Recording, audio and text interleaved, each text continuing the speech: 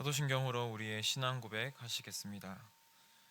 전능하사 천지를 만드신 하나님 아버지를 내가 믿사오며 그 외아들 우리 주 예수 그리스도를 내가 믿사오니 이는 성령으로 잉태하사 동정녀 마리에게 선하시고 본디오 빌라도에게 고난을 받으사 십자가에 못 박혀 죽으시고 장사한 지 사흘 만에 죽은 자 가운데서 다시 살아나시며 하늘에 오르사 전능하신 하나님 우편에 앉아 계시다가 저리로서 산자와 죽은 자를 심판하러 오시리라.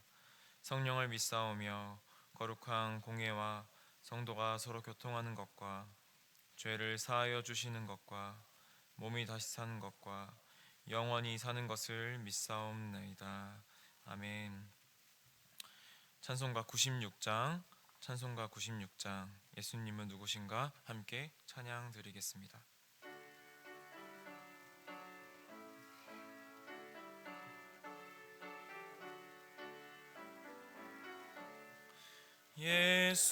예수님은 누구신가 우는 자의 위로와 없는 자의 풍성이며 천한 자의 높음과 잡힌 자의 노임되고 우리 기쁨 되시네. 예수님은 누구신가 약한 자의 강함과 눈먼 자의 빛이시며 병든 자의 고침과 죽은 자의 부활되고 우리 생명 되시네. 예수님은 누구신가 주한 자의 정함과 죽을 자의 생명이며 죄인들의 중보와 멸망자의 구원되고 우리 평화 되시네. 예수님은 누구신가 온 교회의 머리와 온 세상의 구주시며 모든 왕의 왕이요 심판하실 주님 되고 우리 영광 되시네. 아멘. 오늘 우리가 함께 나눌 말씀은 마태복음 5장 1절에서 12절 말씀입니다. 우리가 오늘 함께 나눌 말씀은 마태복음 5장 1절에서 12절 말씀입니다. 제가 가진 성경으로는 신약 6페이지에 있습니다. 제가 가진 성경으로는 신약 6쪽에 있습니다. 네, 다 찾으신 줄 알고 저 한 절, 여러분들 한 절 이렇게 교독하도록 하겠습니다. 예수께서 우리를 보시고 산에 올라가 앉으시니 제자들이 나아온지라 입을 열어 가르쳐 이르시되 심령이 가난한 자는 복이 있나니 천국이 그들의 것이며 애통하는 자는 복이 있나니 그들이 위로를 받을 것이며 온유한 자는 복이 있나니 그들이 땅을 기업으로 받을 것이며 의에 줄이고 목마른 자는 복이 있나니 그들이 배부를 것이며 긍휼히 여기는 자는 복이 있나니 그들이 긍휼히 여김을 받을 것이며 마음이 청결한 자는 복이 있나니 그들이 하나님을 볼 것이며 화평하게 하는 자는 복이 있나니 그들이 하나님의 아들이라 일컬음을 받을 것이며 박해를 받은 자는 복이 있나니 천국이 그들의 것임이라. 나로 말미암아 너희를 욕하고 박해하고 거짓으로 너희를 거슬러 모든 악한 말을 할 때에는 너희에게 복이 있나니 기뻐하고 즐거워하라. 하늘에서 너희의 상이 큼이라. 너희 전에 있던 선지자들도 이같이 박해하였느니라. 아멘. 이른 새벽에 주님 전에 올라오시면서 여섯 분의 성도님이 일천번째 예물을 드리셨습니다. 네, 오늘 새벽에 선포되는 말씀을 통하여서 깨닫게 되는 지혜와 또 하나님이 주시는 은혜가 충만케 되기를 주님의 이름으로 소망합니다. 며칠 전 우리는 우리의 고유한 명절인 설을 맞이하였습니다. 우리가 설 연휴 때마다 앞다투어 서로에게 이렇게 인사합니다. 새해 복 많이 받으시기를 바랍니다. 제가 올해 마지막 새해 인사를 여러분께 드리도록 하겠습니다. 여러분 새해 복 많이 받으시기를 바랍니다. 이렇게 서로의 복을 빌어줄 정도로 우리는 복을 받고 누리는 삶, 즉 행복한 삶은 인간에게 있어서 가장 중요한 문제라고 할 수 있습니다. 어떠한 삶이 행복한 삶인가? 또 참된 행복은 어떻게 얻게 되는 것인가? 또 나에게 진정으로 유익이 되는 것은 무엇인가? 오늘 본문은 마태복음 5장부터 7장까지에 걸쳐 예수님께서 산 위에서 하신 설교 산상수훈이 시작되는 본문이자 8가지의 팔복에 관한 내용을 담고 있습니다. 예수님께서 하나님 나라의 백성의 복된 삶은 이러하다고 말씀하시는 것입니다. 예수님께서 산 위에서 말씀을 전하실 때 갈릴리 또 대가볼리 또 예루살렘뿐만 아니라 요단강을 건너 사는 이방인들까지도 많은 사람들이 모여 예수님이 말씀하시는 그 말씀을 듣게 되었습니다. 그 자리에는 종교 지도자들 또 부자들과 같은 높은 사람들도 있었지만 대부분의 사람들은 가난한 사람, 병든 사람, 또 죄인이었습니다. 세상이 말하는 복이 없는 사람, 실패한 사람, 또 세상으로부터 버림받은 외로운 사람들이었던 것입니다. 이렇게 사람들을 보시고 예수님께서는 산 위에 올라가 앉으셔서 말씀을 가르치기 시작하십니다.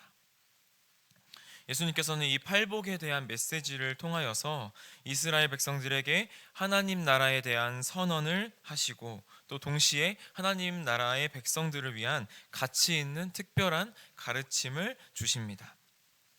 먼저 예수님께서는 이 팔복의 말씀을 통해서 하나님 나라에 대한 2가지 선언을 하십니다. 첫 번째, 예수님께서는 팔복의 선언을 통해서 스스로 하나님의 복을 가지고 있다고 생각하는 사람들에 대한 정죄의 선언을 하십니다. 이 선언은 하나님의 방식을 거부하고 또 하나님과 분리된 삶의 쾌락 속에서 만족을 찾는 종교 지도자들에 대한 정죄였습니다. 예수님 당시 유대인들의 관심은 하나님 나라는 언제 임할 것이며 또 하나님께서 언제 이스라엘을 회복하실까에 있었습니다. 그리고 유대인들은 하나님께서 자신들만을 특별하게 선택하셨다고 생각하며 살았습니다. 그렇기 때문에 특별하게 선택된 자신들만이 하나님의 나라를 소유하였으며 또 선택된 유대인만이 그 나라에 들어갈 수 있다고 생각하였습니다. 이런 율법사들과 바리새인들에게 예수님께서는 너희들은 하나님 나라에 속해 있지 않다라고 분명히 선언하십니다. 그들은 자기의 의로 자아 만족에 취함으로써 예수의 사역으로 도래한 복에서 스스로를 차단시켜 버린 것입니다. 두 번째, 이 팔복의 메시지는 하나님의 복을 고대하고 있는 사람들을 초청하는 선언입니다. 오늘 본문 속에서 예수님께서는 어떤 사람들에게 복이 있다고 말씀하고 계십니까? 심령이 가난한 사람, 또 애통하는 사람, 온유한 사람, 의에 줄이고 목이 마른 사람, 또 긍휼히 여기는 사람, 마음이 청결한 사람, 화평하게 하는 사람, 의를 위하여 박해받은 사람이 복이 있다고 예수님께서는 분명히 선언하고 계십니다. 예수님께서 말씀하시는 이 복 있는 사람은 우리가 흔히 생각하는 복과는 거리가 조금 멀어 보입니다. 가난, 애통, 목마름, 박해가 어떻게 복 있는 사람의 모습이 될 수 있는 것일까요? 이것은 천국이 이 땅에 억눌려 있는 사람들에게 해당된다는 것을 우리는 볼 수 있습니다. 예수님께서는 스스로 그 나라에 가치 있는 영적인 자원을 갖지 못한 것으로 여겨지는 사람들에게 하나님의 나라가 속해 있음을 은혜롭게 선언하시는 것입니다. 자신을 확신하지 못하고 스스로 그 하나님의 나라에 쓸모없다고 여겨지는 사람들, 천국이 바로 이들의 것임을 말씀하시는 것이죠. 이러한 자들은 어떠한 사람일까요? 죄와 또 우상숭배의 길인 교만과 또 자아 만족을 거부하여서 오직 하나님만을 찾는 사람입니다. 한 가지 예로 심령이 가난하다는 것은 영적으로 빈곤하다는 것입니다. 다시 말하면 심령이 가난하다는 것은 우리가 볼 때 하나님 앞에 도저히 설 수가 없을 정도로 형편없는 사람을 의미합니다. 자신이 죄인임을 깨닫고 내 안에는 더 이상 의지할 것이 아무것도 없음을 분명히 또 너무나 정확하게 잘 아는 사람들입니다. 그래서 예수님만을 의지할 수밖에 없는 고백을 드리는 사람입니다. 이러한 사람은 오직 예수님을 통해서 천국을 소유하여서 가장 부유한 자가 되는 것입니다. 예수님께서는 지금 이러한 사람들을 천국의 도래에 대한 메시지에 반응하도록 초청하고 있기 때문에 그들이 정령 복이 있는 자들이라고 할 수 있는 것입니다. 늘 차별과 무시로 부끄러움과 수치를 겪으며 시선이 항상 땅으로만 향하던 사람들의 눈이 이제는 희망과 기쁨의 눈으로 그 말씀을 선포하시는 예수님을 바라보고 있습니다. 항상 소외되었던 이방인들, 여성들, 병든 자들, 가난한 사람들이 모두 이 기쁜 선언을 들었습니다. 지금 여기에 임한 하나님의 나라가 나 같은 사람도 들어갈 수 있다는 것이 그들에게 엄청난 기쁨의 소식이 되었던 것입니다. 따라서 이 팔복은 당시 사람들의 생각으로는 하나님의 나라에 도저히 쓸모없고 가치가 없어 보이는 사람들을 명백하게 초청하는 그런 분명한 선언을 담고 있지만, 스스로를 가치 있다고 생각했지만 하나님의 관점에서는 그렇지 않은 사람들에 대한 정죄의 선언을 동시에 담고 있는 것입니다. 결국 예수님께서 말씀하시는 것은 어떠한 조건을 말씀하는 것이 아닙니다. 가난하기 때문에 또 온유하기 때문에 의에 줄이고 목이 마르기 때문에 무조건 하나님의 복을 받는다는 것도 아닙니다. 유대인들이 그랬던 것처럼 세상은 끊임없이 편을 가르고 정죄하지만 하나님은 세상의 기준으로 우리를 판단하지 않으시고 모두에게 손을 내미신다는 것입니다.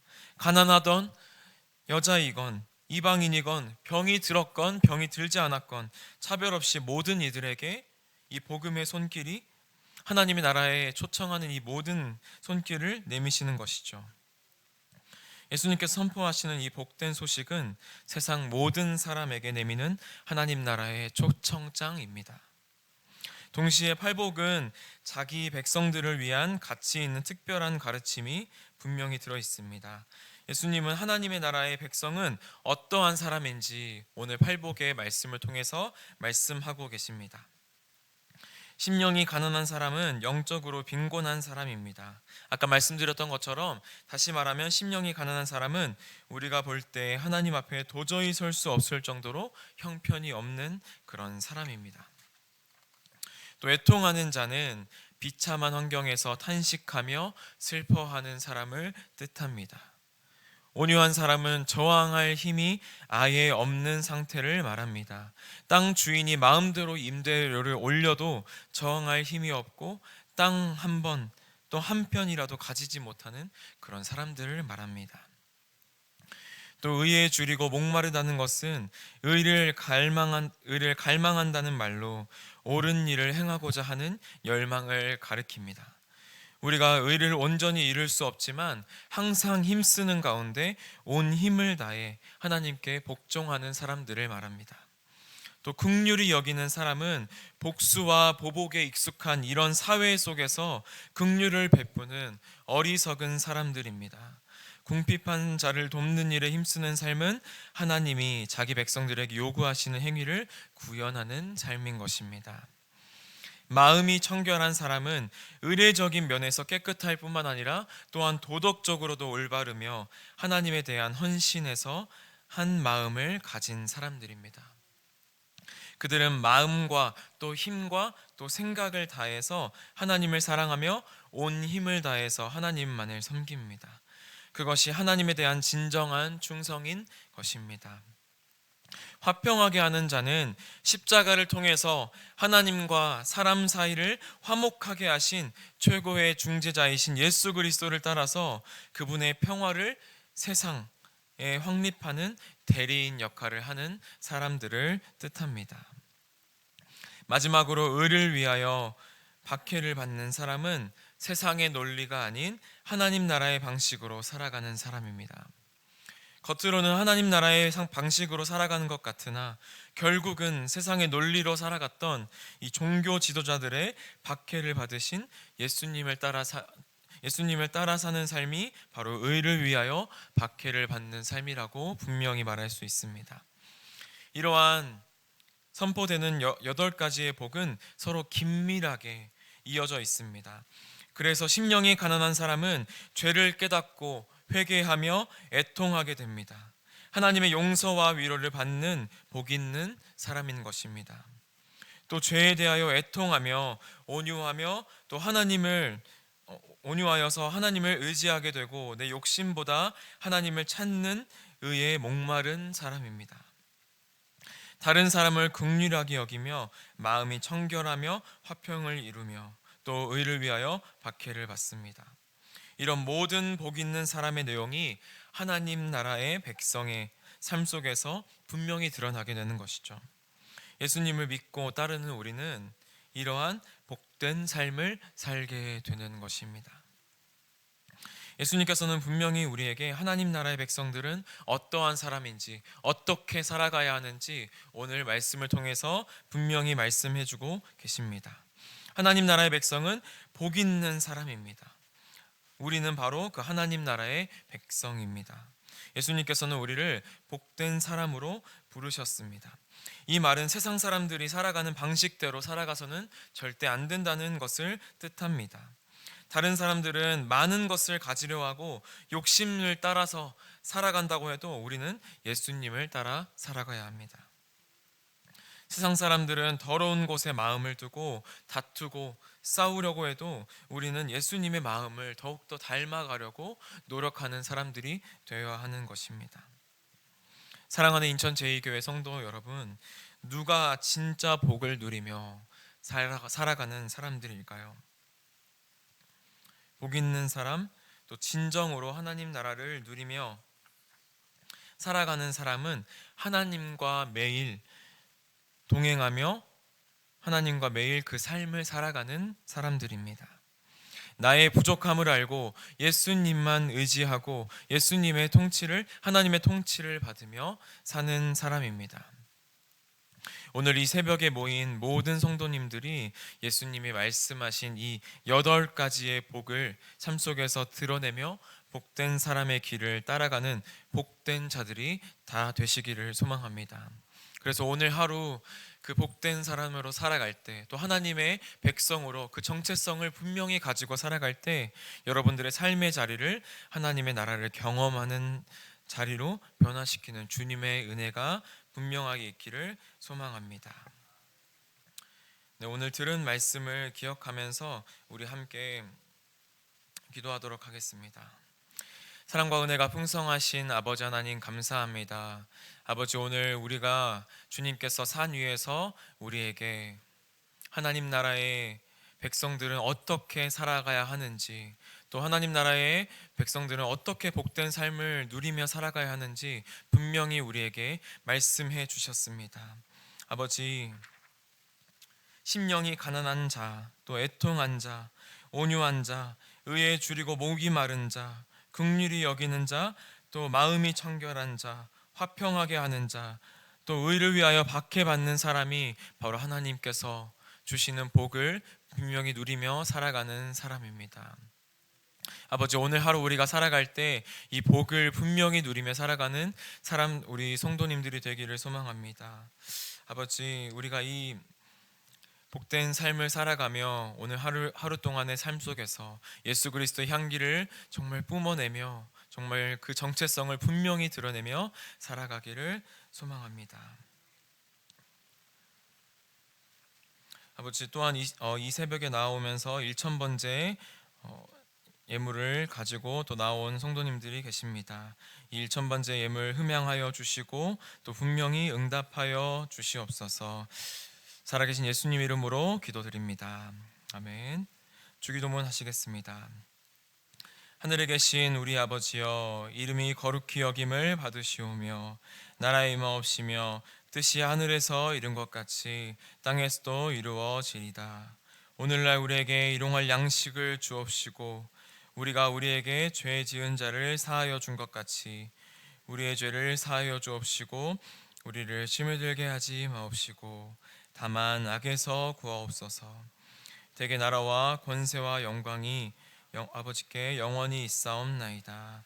아멘.